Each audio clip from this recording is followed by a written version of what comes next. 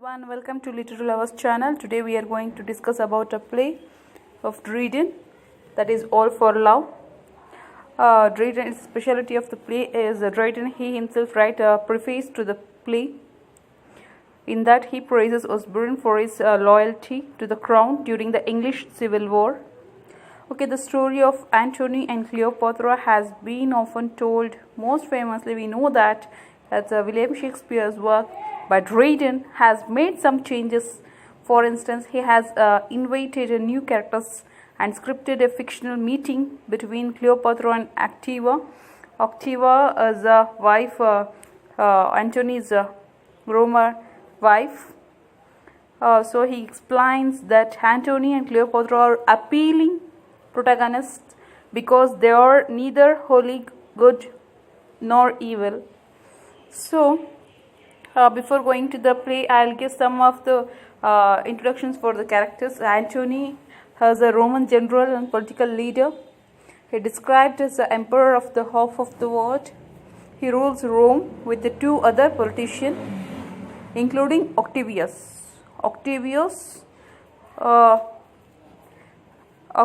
is the one who is the brother of Octavia. Octavia is the one who married to the Antony. She is from Rome. Ventidius is a general in the Roman army and one of Antony's oldest and closest friend.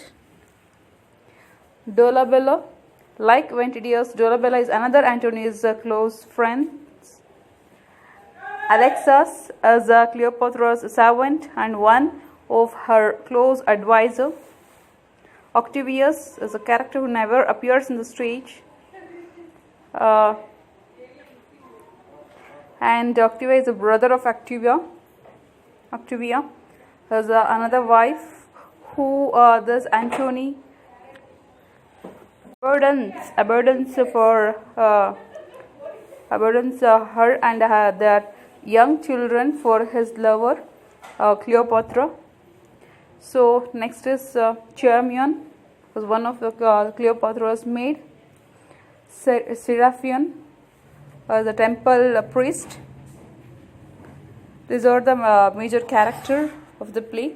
So let's go to the play summary of the play.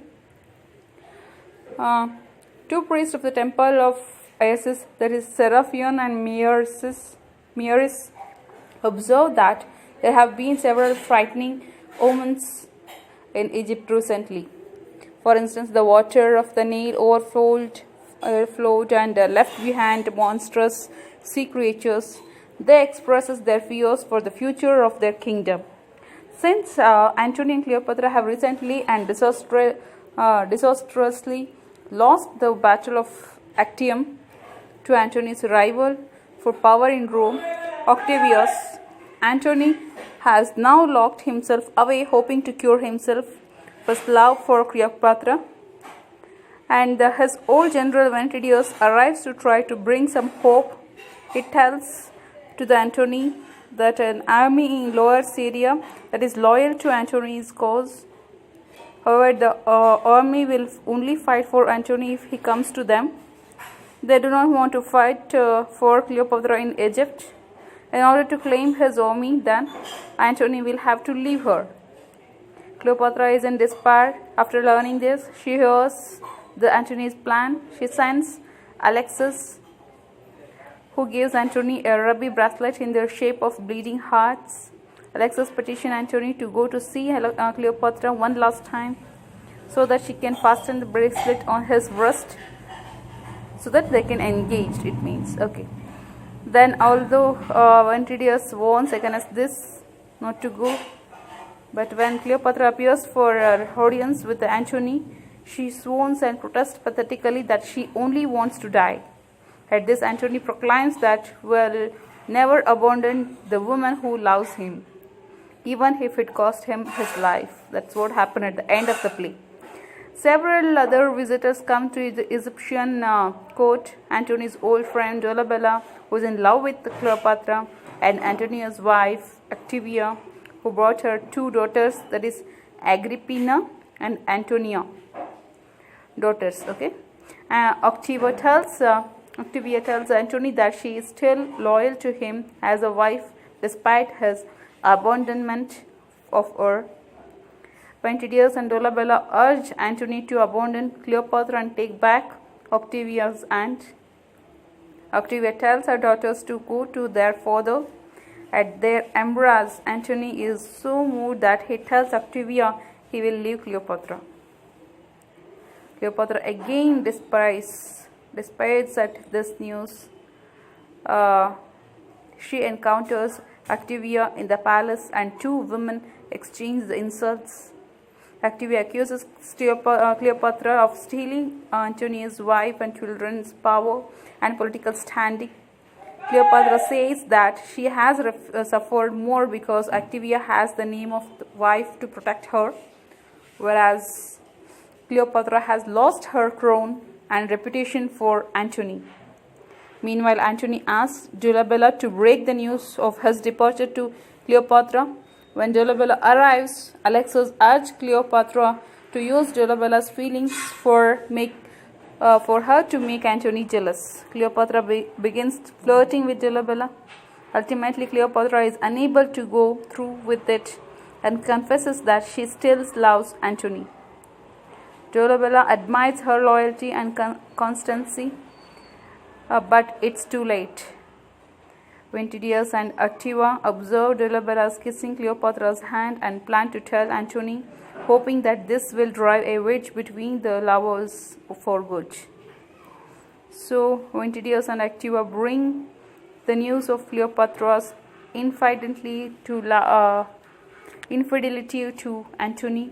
This backfires since Antony becomes frantic with rage and distress, coming to the realization that Antony still loves Cleopatra and will never love her. Activia leaves the palace and returns to Activia's camp. So that is, Activius is a brother of Activia. Meanwhile, Antony rages at Dolabella and banishes him from Egypt. He banishes Cleopatra as well, who begs his forgiveness and leaves, proclaiming that she still loves him. Antony weeps as they part but orders that they never see each other again. So the battle with Octavius continues to go disastrously for the Egyptians. As Antony watches from the roof of the palace, the Egyptian navy surrenders without a fight and joins the Roman force. Antony becomes convinced that Cleopatra has betrayed him to Octavius. Alexis comes up with another plot, recommending that Cleopatra hide in her monument, which she does. Alexis tells Antony that Cleopatra was so distressed at his suspicion of her that she killed herself. At this news, all the fight goes out of Antony. He explains that he wants he is to die, since Cleopatra was a jewel that made his life worth living. All his conquest, glory, and honors were merely the ransom he used to buy her love. Now, Antony says, is the time to give up his power, struggle with Octavius, and let the world know whom to obey. Now, two things is in front of Antony, whether the love or the power. Ventidius accepts Antony's desire to die and express his wish to go with him. So Ventidius also die along Antony. So his life is without Antony is worthless. So Antony then asks Ventidius to kill himself first, but Ventidius stabs himself instead. Antony tells that to kill Antony initially, but Ventidius kill himself. Antony then falls on the sword but misses his art and begins bleeding profusely. Meanwhile, discovering Alexis' deception, Cleopatra rushes into the room and finds him on the ground. As Antony dies in her arms, he makes her promise to join him soon after in the afterlife. So Cleopatra dresses herself in her royal robes and sits herself on the throne beside Antony. Her maids, Iras and Charmian, brings her a poisoned asp that fatally stings her. Cleopatra proclaims that she will die with Antony as his wife in a bond that no Roman laws will be able to break their bond. As she dies, she challenges Octavius to ever separate them now. Iris and Chairman follows her example and also they commit suicide. Scipion bursts into throne room, leading Alexis in chains. When he sees the bodies, he remarks on how noble Antony and Cleopatra looks and expresses the hope that they will live a happier and freer life in heaven than they found on earth. So this is the end of the story. All for love. Thank you. Do subscribe, like and share. Thank you.